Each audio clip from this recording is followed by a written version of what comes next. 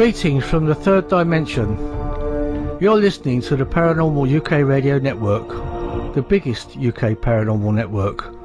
I'm David Young, and this is Paranormal Dimensions. Greetings. You're listening to the Paranormal UK Radio Network, the UK's biggest paranormal network.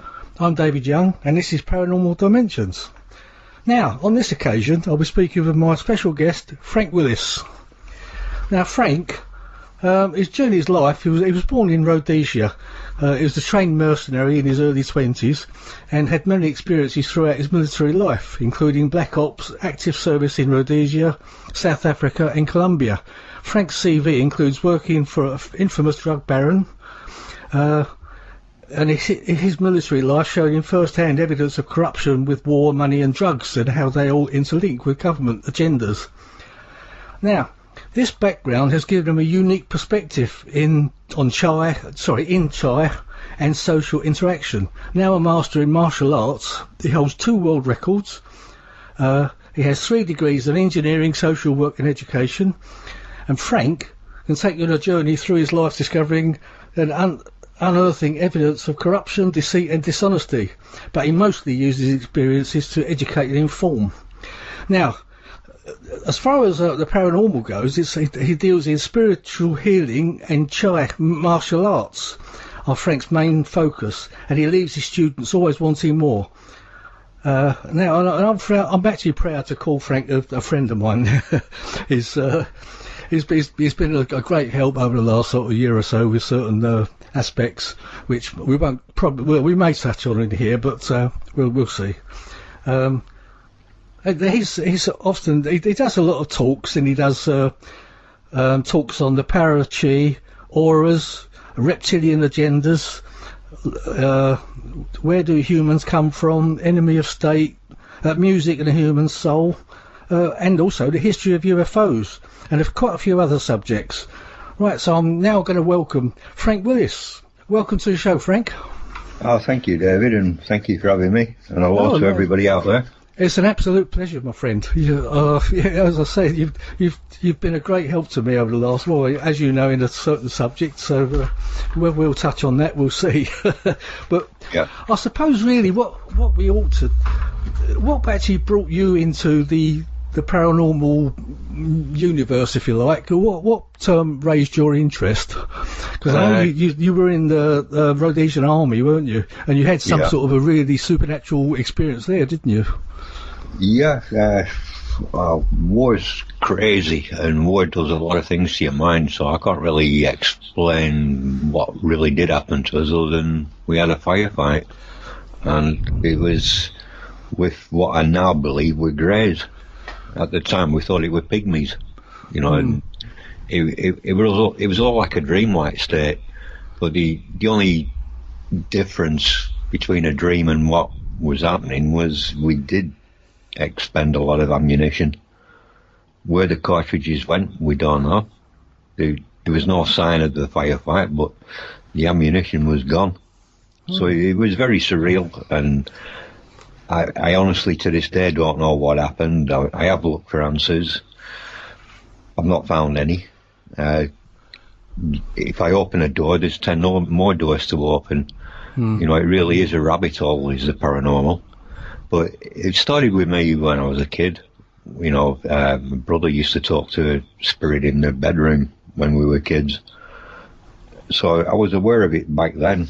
And it weren't until I got to about 18, 19, I was at a party one night, and one of the lads, he was sat next to me, and he said, "Wow, them rainbows coming out the stereo speakers look nice, don't they?" And I looked at him, I went, "Why, do you see them as well?" And he went, "Yeah, when I take acid." And I went, "Well, I've not had any acid." And he goes, "Well, you see them anyway?" I went, "Yeah, it's like energy waves, I see it. I see auras." I didn't know they were auras at the time. I just called them like the ready break man. I was aware of it all, but I didn't know what it was. And it was that point I realised I was very different to a lot of other people. Because me and my mate went into a long conversation about things. you know, and especially about the effects of drugs on the human body, which I'm still fascinated with to this day. You know, after being a social worker and the pharmaceutical industry and what it's really doing to human beings. Yeah, well, mate, You know, the sort of things you have been mixed up in. You had quite a colourful life, haven't you? yeah, it's all I can say is it made me who I am now, and I'm happy with who I am now. But I do have a unique perspective on things. You know, I will see things other people don't, and they'll go, how did you see that? And I'm like, well, it's just like my kind of logic, if there's such a word. Because everybody's logic's their logic, and, you know, everybody's truth is their truth. We're all unique. But when you get the odd individual who comes out with things, and everybody's looking around at each other and going, what? You know, we can smell something here. And unfortunately, there's these kind of people around. But, Yeah. you know, you can only fool a wise man once. Yeah. Well, as we know, we've sort of been having quite a bit over the last couple of years with a certain person. But I know you're as passionate as me about honesty, or truth and honesty, as far as we can get it. I mean, everyone can be fooled, like you say, but once you do realise you've been fooled, you don't like it at all. Well, there's one thing I'm very, very passionate about, and it is freedom. And, you know, the way I've seen the last 12 months go, there's certain people who are journalists are so happy to silence and censor people, which is a mockery of the freedom of speech. You know, if the truth's the truth, then it doesn't hurt people. Well, it does, unfortunately. You know, truth does hurt, but the truth remains, and it always will be the truth. So when you try to suppress it or distort it or tell lies, it shows up, and eventually these people get caught out. And one of the first signs of them panicking is when they go on the offensive. You know, the best form of defence is to go on the offensive. And that's what we're seeing at the moment. Yeah. You know, some of the aspects you and I are involved in. And it's a very sad reflection of mainstream journalism. Yeah, I agree with you there. Yeah. You know, I saw it firsthand growing up.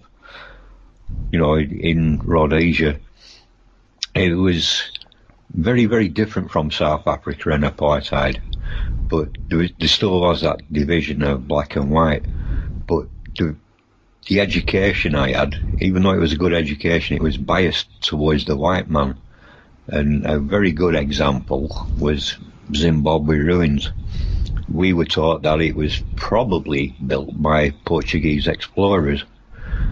Now, the true history of it is still being unearthed. It was definitely the black man of Africa, and there was a massive trading empire in Africa, and Zimbabwe ruins was part of it. So that was a part of history which was hidden from us, censored. So, you know, to be brought up under that kind of lie, it's like, yeah, I'm not the only one. Everybody is guilty of it. You know, when I came to this country, I was amazed that I knew more about British history than people my own age did. You know, they were never taught it. So, you know, we do live under censorship, and it starts from the day we're born. Yeah. What year was it you did come to this country, Frank? At first in 1973, October 1973. Right. So you spent a good few years over here, isn't it? What's that, 40 odd, what's that? Yeah. Like 50 years, isn't it? Yeah. Yeah, most of my life. Yeah. You know, It's just that some people may be puzzled by, because of your accent. It's quite a northern UK accent, isn't it? And sort of to say you were born in Rhodesia. I think so I think we ought to clear that up, just to, you know, in case some people are wondering, because you've obviously you've lived so long over here, you've just sort of developed that accent, haven't you? Yeah. If I'm with other roadies, my accent's back within 5 minutes. But is it really? Interesting. Interestingly, when I was a social worker, I used to work with adults with learning disabilities, and I got a speech therapist in for a client, and within half an hour of meeting the speech therapist, she turned around to me and she said, "You're from Bulawayo, aren't you?" Really? I went, how do you work that out? She says, "There's certain words you say and I can pick your accent up." And it was stuff like, in up north they'll say master, but I'll say master. And it's just little things like that will, change. Yeah, because it's something that sort of interested me. I didn't actually know what year you came over. I know you've been here quite a long time, but... Yeah. Well, my father was English. He was from Preston. My mother, she was Irish. So, my father always, since he did national service in British Army, he's always had itchy feet. And as a kid, we moved around a lot. And I went to, I think it was 15 schools that I went to, because we moved around mainly in South Africa. And, so when he decided, well, it was my mother really, she wanted to come back to the UK. So they came back to Preston, and I came with them, and I never settled. So, but I got an apprenticeship. Well, as soon as the apprenticeship was over, I went back to Rhodesia. I was homesick, but it had changed so drastically. I ended up in the army. I volunteered, so it changed my life, but it put me on the path, and I think I'm on the right path. So this introduction, so in the army, did you start developing an interest in the martial arts and Chi especially? Yeah, in Tai Chi. I'd already done a bit of Kung Fu with a master over in Blackburn called Derek Gordon. One of my friends at the time, Chris Hellier, he was black sash in Kung Fu. He took me along and I enjoyed it, but we were in the habit of going training for a few hours and then going and getting totally drunk. So it was like pointless. And the day after, I'm forgetting what we'd learned. So, it sparked my interest. But when I was in the army, I was watching an American veteran who joined up with us, and he was doing Tai Chi. So I was like curious because I'd seen it before. So he started teaching me, and then after the army, obviously I learned a few unarmed combat techniques and stuff, but after the army I took it on board very seriously. And I'm now obviously a master, but I'm 7th degree black sash. So, I've got it. I only teach 4 students now, privately, they're friends. It came about a few years ago. It was quite funny, really, because one of them's, I think he's 41 now, and the other 3, they're all like young lads, 24, 25. But this one night we were out, and obviously we're in a young person's place, and one of them said to me, he said, "Her over there keeps looking at you." And I went, "Oh yeah, she's a bonny girl, aren't she?" Well, within minutes she's over talking to me. So all these lads are like, "How did you do that? That's that Chi, isn't it?" And I'm going, "No." I didn't tell him it was because of the long hair. But, I just said, "No, I don't know. It's not the Chi, though." Anyway, a week later, the same thing happened again. And they were like, "No, it's the Chi. Teach us Tai Chi." So I started teaching them. But we're at a point now where they're interested in the healing side of it, and they're interested certainly in the paranormal side of it, and experiencing spirit and ghosts and things. Like I teach them every Wednesday night, and tonight there's a guy coming around, he's got a bad back, so they're going to do healing on him. They don't know yet, but that's the plan. Oh, interesting. Yeah. Now, he came about 2 years ago, and, same thing, bad back. He only had the one session, and he's never had a problem since, till a couple of weeks ago. Hmm. So, whatever I'm teaching these lads is right. They're doing it right. So with Chi, do you actually understand what it is you're doing, or is it something within you that I don't know, that you can't explain?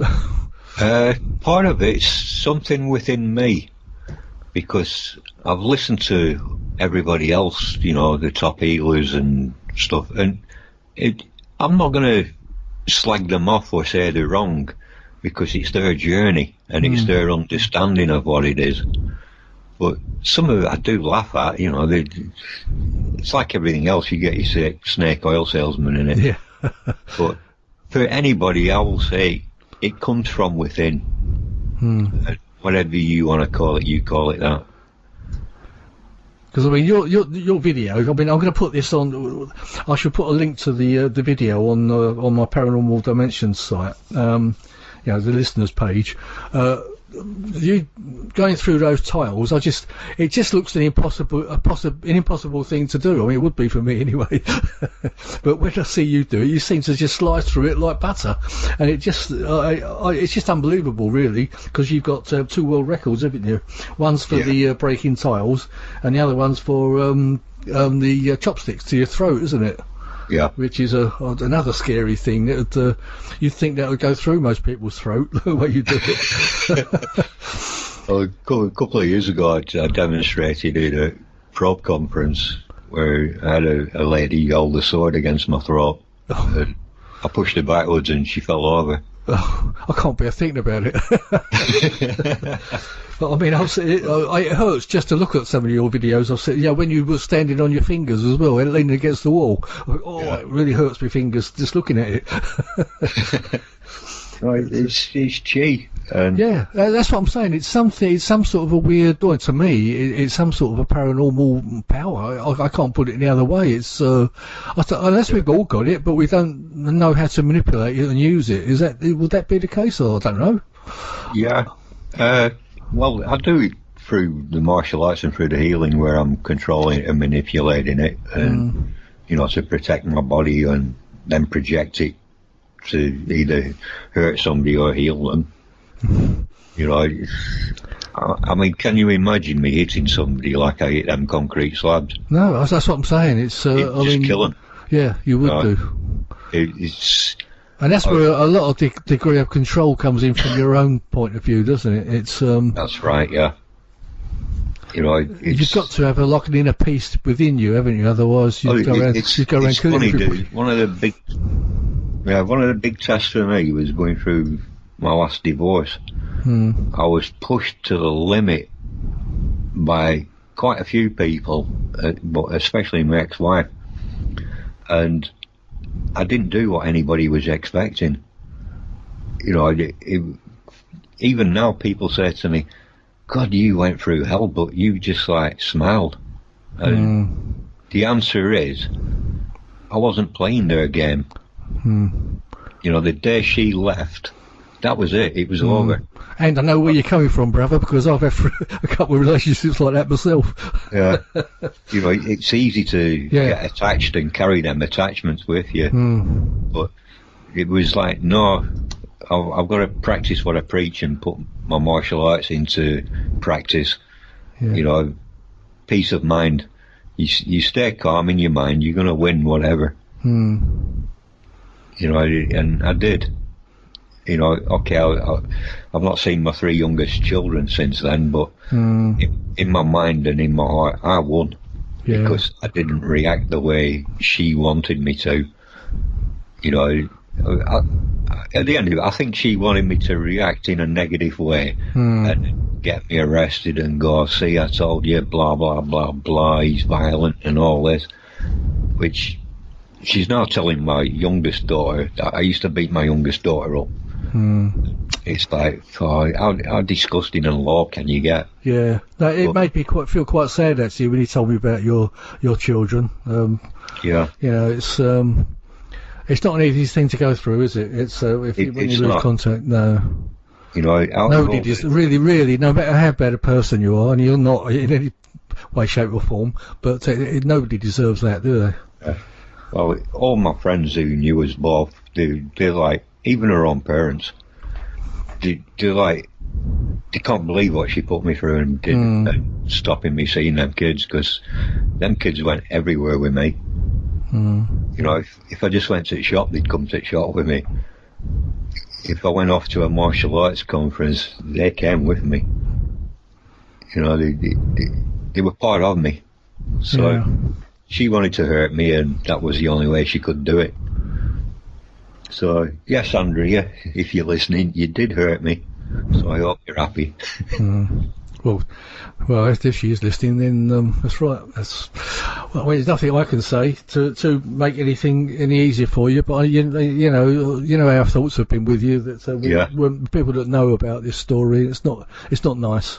But, it's not, and you know, I'm not the only one that's going through it. No, of course you're not. No. At the time, somebody handed me a video. They'd recorded it from the TV, and it was Bob Geldof. He was going through a very similar thing, and he started questioning, you know, family law and the judiciary and the way it was going, and it was what happened to me. So, if a man of his stature and money, if it can happen to him, it can happen to any of us. Sure, yeah. And it did.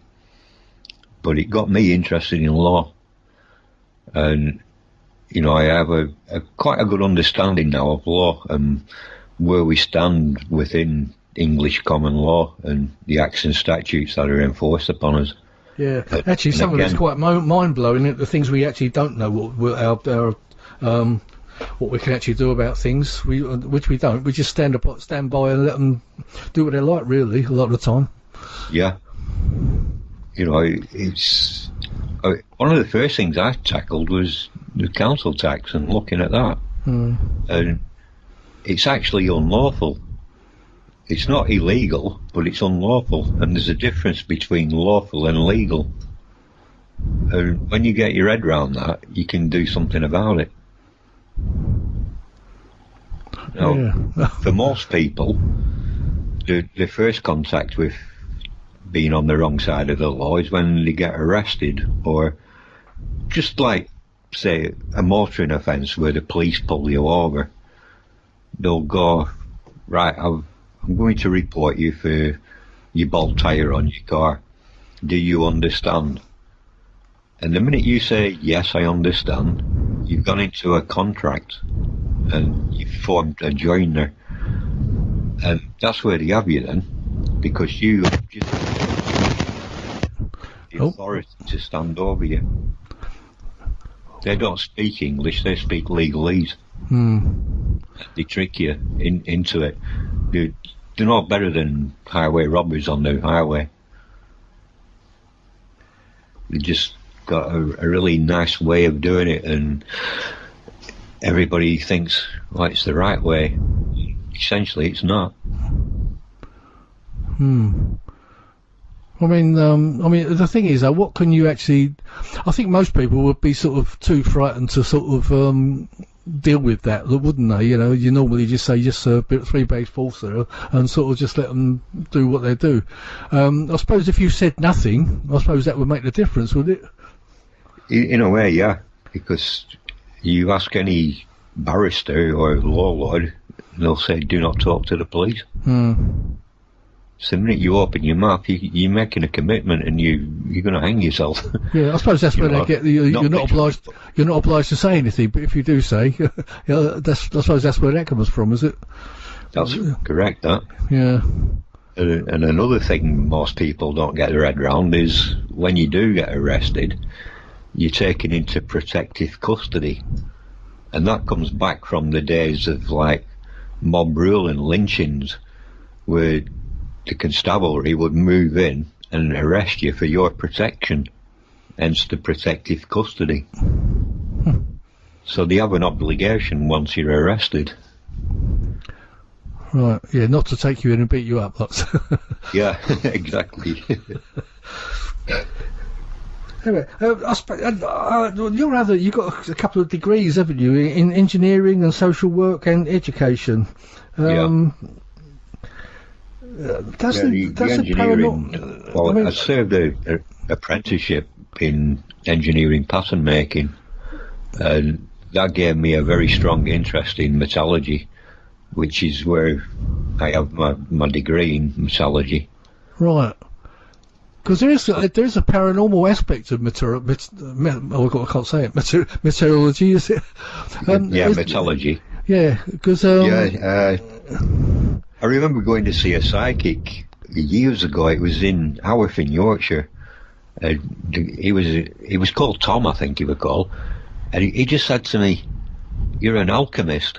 Yeah, that's what I was going to say. The alchemist part of it comes into it. I'm like looking at him. I thought, how do you work that out? And he said, "You know how to use metals." And I was like, "Oh wow!" I was impressed with him, but especially with that bit. So there's a program on the TV and on the internet now called Forged in Fire. I watch it religiously. I love it. I just like working with metals, but especially that because they're making edged weapons, which is one of my hobbies. Obviously with martial arts and swords and stuff. Yeah. So, it is interesting. I mean, I don't really know much about the alchemy side of it, but I knew there was some sort of a kind of a paranormal connection to it. Whether you call it alchemy a paranormal operation, I don't know, but... it goes to the blacksmith or the forger working the metal. Let's just take the samurai sword, because everybody knows what the samurai sword is. And the metal worker will fold it thousands of times to get different layers so it'll give a decent edge. But in it, he's putting his spirit or his chi into the working of it. He's energizing it. And it's been said by many people, they'll pick up a samurai sword and they can feel the energy of it. But it's the same with any edged weapon. If it's made correctly with the love and the spirit of the blacksmith, his energy's in it. Right. I suppose that's where they get the legend of Excalibur and things like that, isn't it? Maybe. Yeah. I believe the legend of Excalibur was, King Arthur withdrew it from the stone, but they used to cast bronze swords in stone. So maybe that's where the legend comes from. Yeah, it's all fascinating stuff, isn't it, Frank? It's, What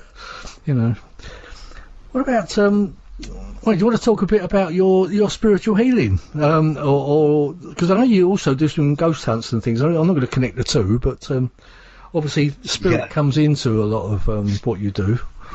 Well, when I first really embraced who I was spiritually, within 6 months I was doing tarot readings and clairvoyant readings at psychic fairs. And it was at one psychic fair I met David Ruffley. He was a spiritual healer, and he was working around the aura of this woman, and it was fascinating me, so I was watching it. So afterwards, when we were all packing away, I went over talking to him, and I said, "Were you working on the chi?" And he goes, "Yeah, whatever you want to call it. I was working on their energy. I'm a healer." I went, "Oh, fascinating," because I was watching you and I was watching the colours change and what you was doing. So he was like, "Hold your hands out." So he felt my energy and he said, "You've got very powerful chi. Can I teach you spiritual healing?" So, cut the long story short, yes, he did, and took 2 years. After it, I've taught probably about 20 people healing since then. But also at that same time, I was doing a lot of ghost hunting. Did some ghost hunting with Jason Cole, who was the first presenter on Most Haunted. Right. He asked me would I do it, but I started going through the divorce at the time and my head was trashed, so I didn't want to make any kind of commitment. But yeah,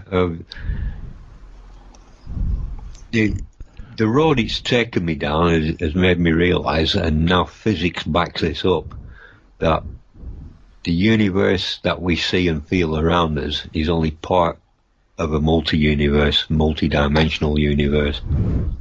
And the Higgs boson particle, or the God particle, proves this. That there are things outside of this universe. Yeah, I've said it on a couple of our shows before. That's the reason I named this show, the Paranormal Dimensions, because of I feel quite strongly about the dimensional aspect of everything. But sorry, I interrupted you again. No, it's right.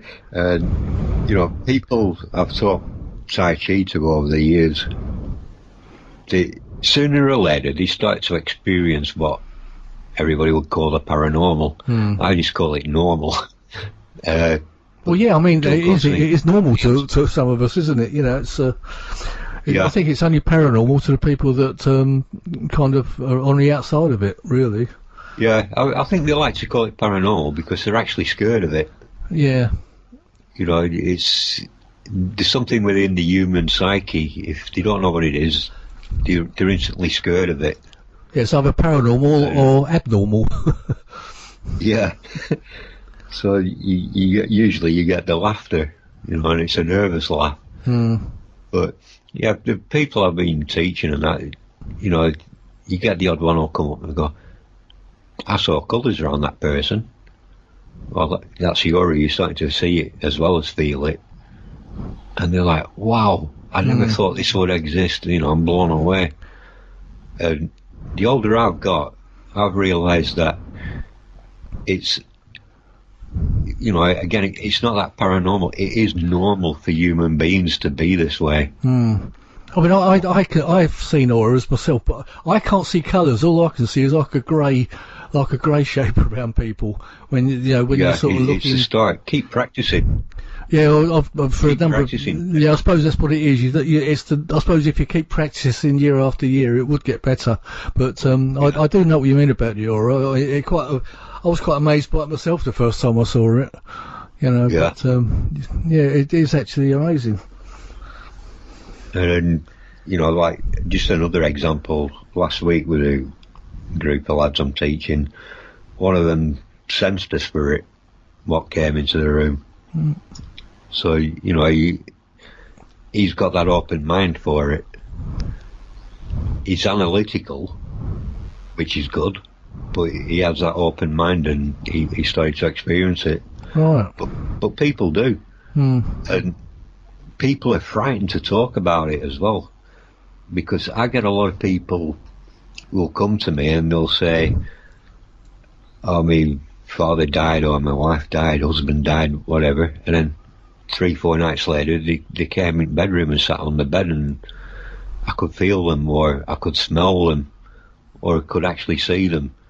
And a lot of people experience that, but they're too frightened to even tell their own family for fear of ridicule. And I also found this with reptilians.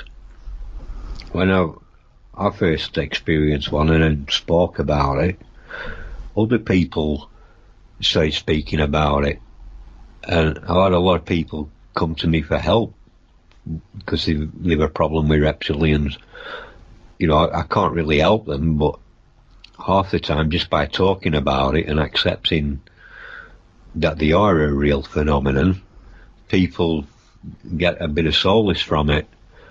But I've met 3 independent people, David, who were all ex-paras, in British Parachute Regiment, and none of them knew each other, but they all spoke of an island up in Scotland, and then they all spoke of reptilians, and I was like, just blown away. One of them committed suicide. He said the reptilians were after him, which was very sad. It was his mum who got in touch with me first, asked me if I'd help him. I said I'll try, but doing nothing. And then it was about 2 years later, he rung me. It was about 3 o'clock in the morning. He rung me out of the blue and said, the reptilians were outside his room. They were after getting him, and like I tried calming him down. I said, "Have you spoke to the police?" He said, the same thing. So whatever was going on in his mind or whatever was happening, it was very real for him, to the point where he did take his life, or allegedly took his life, because he was left-handed and it was a right-handed cut across his throat. So we don't know. But I was the last person he spoke to on the phone. Yeah, a bit difficult to explain. But I was actually going to lead you into ask you about the reptilians, but you've sort of led into it yourself. So, well, they're a very real phenomenon. You know, again, it's this multi-dimensional universe. There's different species of reptilians. Some live on the plane we live on, underground, and different cultures around the world speak about them. You know,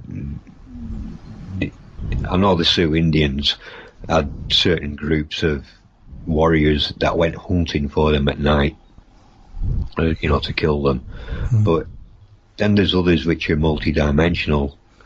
The one I saw was certainly multi-dimensional. He came through the body of a person in my lounge. You know, he shapeshifted. So I saw that plain as day, and it was just... It's mind-blowing, really, to actually see it. So are they actually linked to, in your mind, are they actually linked to somebody permanently, or do they come through on occasion from another dimension, or do you not know? I don't know, but the research I've been doing, do you like a certain blood group, which is rhesus negative? They seem to be more attached to people with that blood group. You know, the interdimensional ones. I also know that they go after young girls, blonde-haired, blue-eyed, before puberty, which this is a really horrible side of it. They will eat the flesh off them, because they put them through an extreme terror where they're secreting hormones and all sorts of chemicals, and it's that the reptilians are after, and they will eat them. They will peel the flesh off the children and eat them. Right, because I've spoken about all the. There's many people go missing over the planet, isn't there? Every year. Yeah. Do you think there's any connection to that with the reptilian thing? I once met Dean Warwick. He actually dropped dead at the probe conference, you know, which was right in front of me. I heard about that, yeah. 6 feet from me. But I spoke to him about the reptilians, and he came out with a figure, and I think it was 0.006 of the population goes missing in any part of the world. And I was like fascinated that there's an exact figure of the population goes missing. Yeah, never seen again. They just disappear off the face of the earth, don't they? Yeah. You know, it's it's almost like they're farming us. Yeah. Yeah, because I was Adele Rochelis I had on last week, and she was talking about people that go missing in national parks in America. Yeah. You know, and I've been fascinated with that recently. Yeah. Actually, it wasn't last week; it was a couple of weeks ago. But yeah. It's actually quite scary. I think Richard D. Hall did a documentary, didn't he, about people that go missing? I don't know. Yeah, I can't think what it was called now, but that was quite fascinating. I'll have to look that up. And you know, it's a shame I've not watched a lot of Richard D. Hall's work. I watched his 9/11 one, and I was just like, yeah, this is brilliant research. Yeah, he's a brilliant researcher. He's a good researcher. I'd love to try and get him on this show, but he's a very busy man. I'm going to see him, I think, next month in Norwich, I think it is. All right, good. I might try and have a word with him and see if I can get him on. Yeah. you know, to do a few more conferences, David. You know, I'm looking forward to Colonel Holt coming over in September. Yeah, I mean, anyone out there, if you're available to come to the Woodbridge conference, you can get tickets through me. But Frank is going to actually be our security man. Yeah, we're quite honoured to have him as our security. So, I mean, I will put a link on the page, I think, for that as well. I'll put a bit of a mention in for it. I think it's about time. I haven't said much about it on the Paranormal Dimensions page, but I will put that on there now, because I think we're sort of creeping towards it, and the tickets are gradually selling. I think I've sold about a third of the tickets so far, so it's not bad going, really, considering it's in September. Yeah. No, it's going to be an interesting one, because apart from Colonel Holt, there's like Malcolm, Sasha, a few others. Yeah. They're all interesting people and have a lot to put towards it. Absolutely, yeah. I mean, obviously it's Colonel Holt's day, but the support cast, if you like. I mean, Sasha's going to be doing quite a big present, or I suppose she's probably doing the second biggest presentation on a certain aspect of the fraud in the RFI. Yeah. So John's going to be John Hanson, who wrote the book with Colonel Holt, and there's a second volume on its way. He's going to be doing 2 little talks about the books and the presentation of the book and everything. So, and you never know, Frank, I might even get you up on stage to give a couple of words, but we'll see. Yeah, I did laugh over the weekend. I spoke at Probe, and when I got asked, Laura Plummer, who was running it, she helped, with Sam Wright.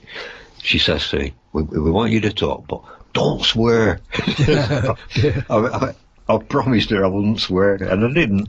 Yeah.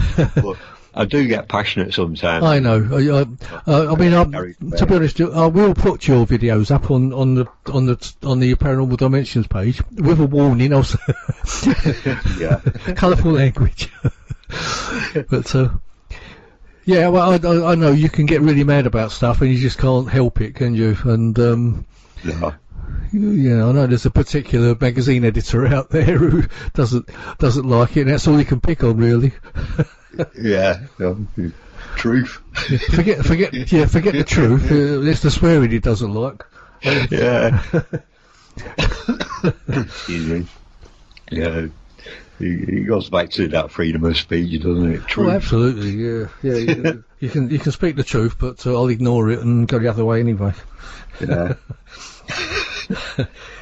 I mean, there's a thing I've got on the list I've got in front of me. It says, "Where do humans come from?" So, what does that actually mean, Frank?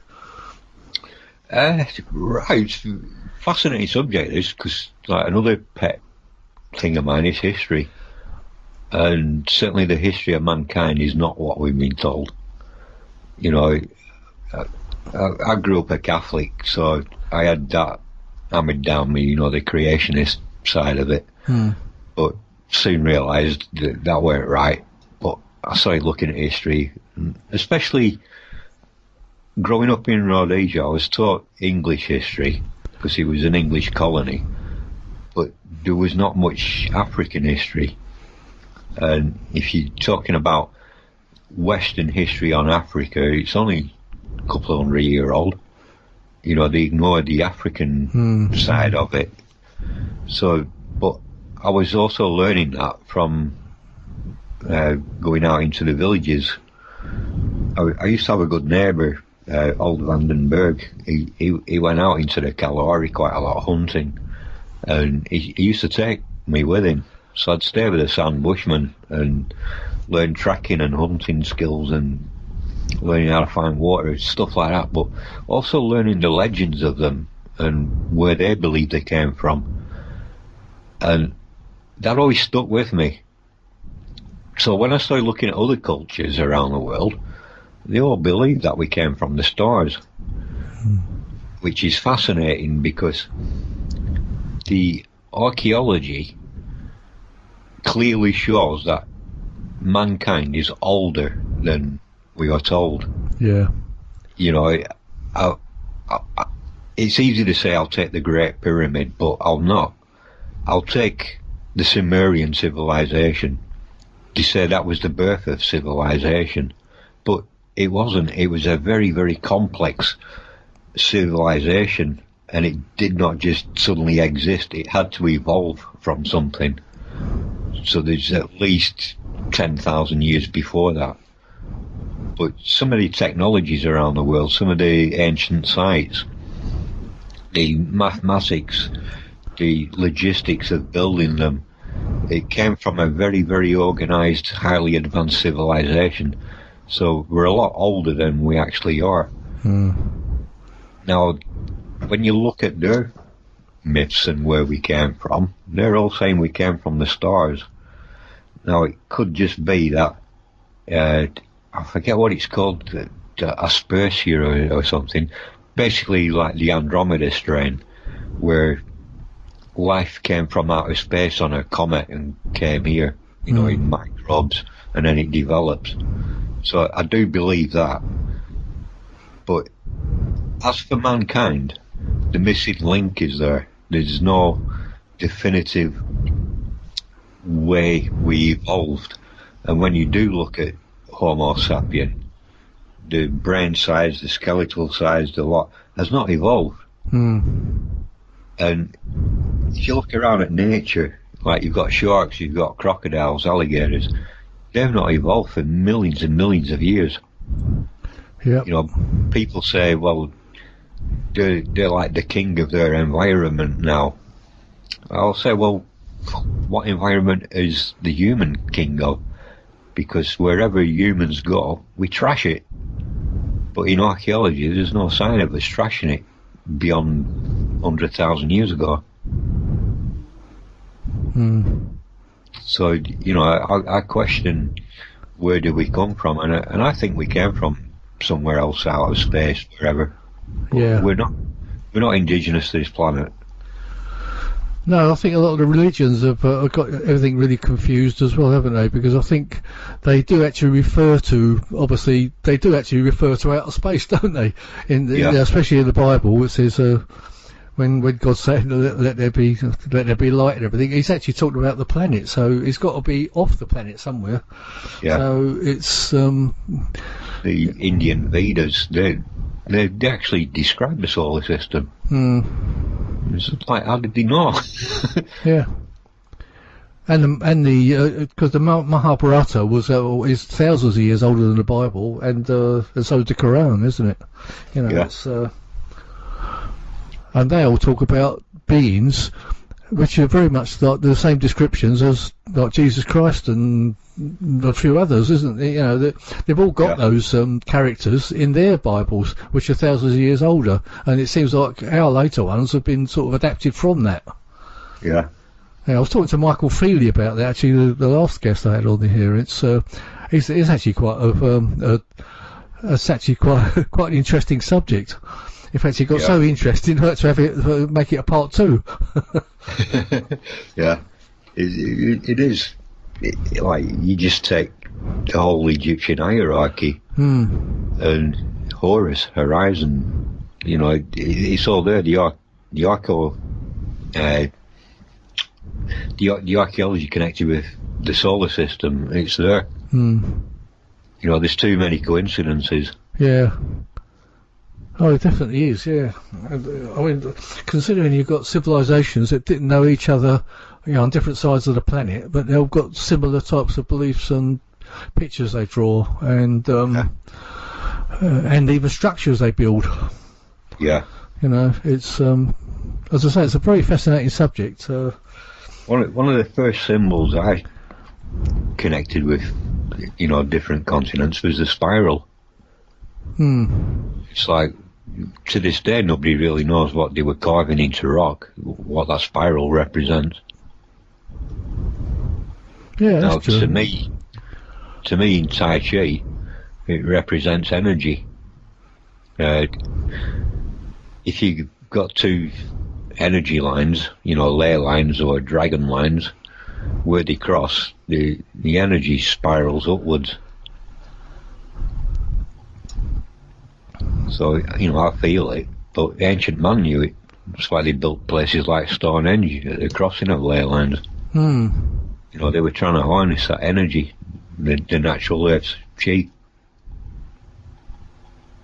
Yeah, I mean, when you look at how heavy those stones are, lifting one on top of the other like that, it's how did they do that? It's a monumental feat, isn't it? Yeah, absolutely. I mean, you know what drove them to do that? Yeah. There must have been something very, very special for them to do that.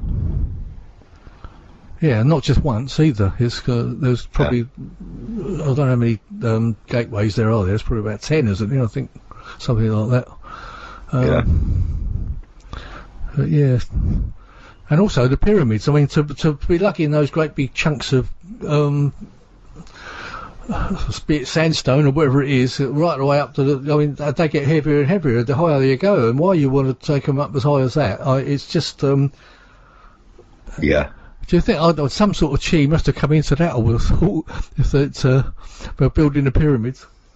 Well, I've never been to Egypt, but my brother he has. He spent 3 months there working on like a irrigation scheme.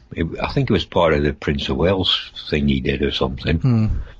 And but he was there 3 months, and for 1 month they took him round Egypt and showed him all the sites. So he was the first one I really spoke to about the actual scale of the Great Pyramid. You know, and photographs of him stood at the base of it. It's just like, wow. Them rocks they're weighing tons each. Yeah.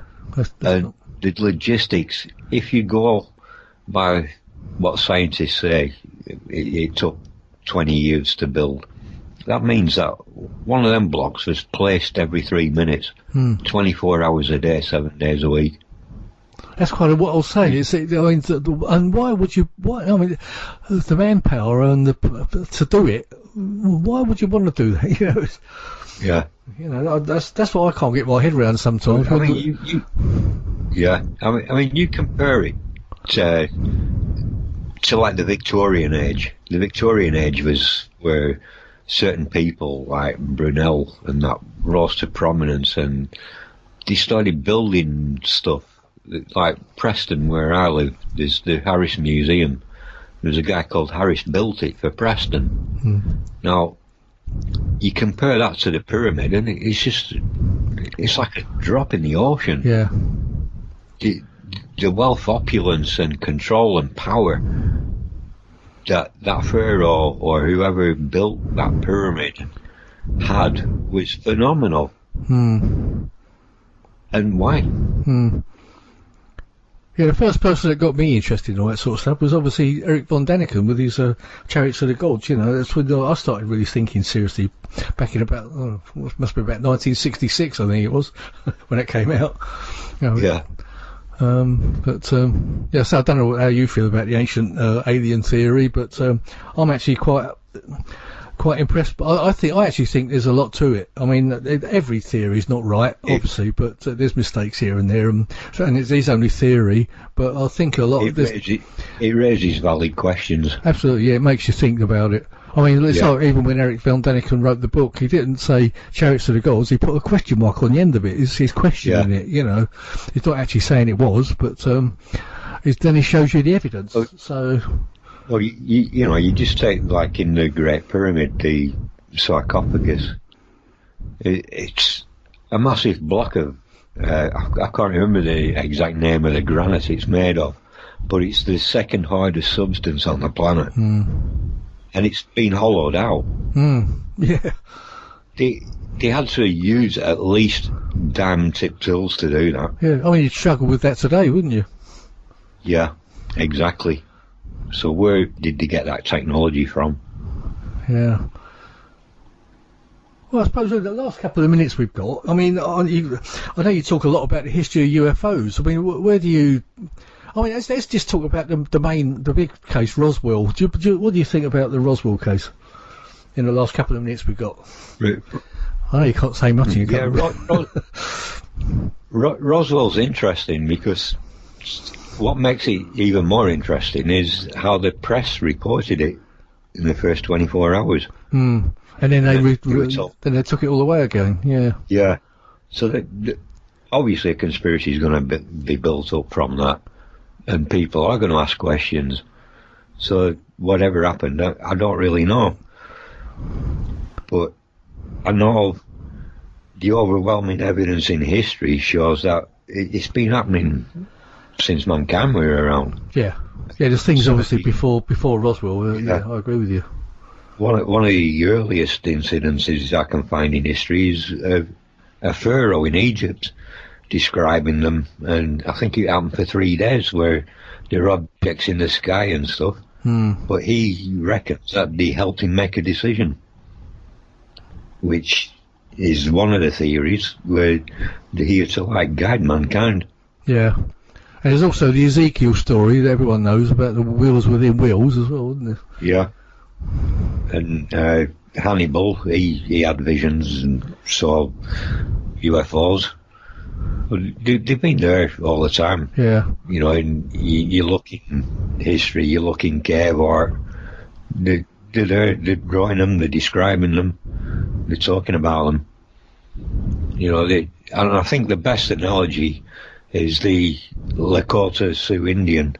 They have a saying called Mateki Oyeshin, which means all my relations, and they talk about that including the star people.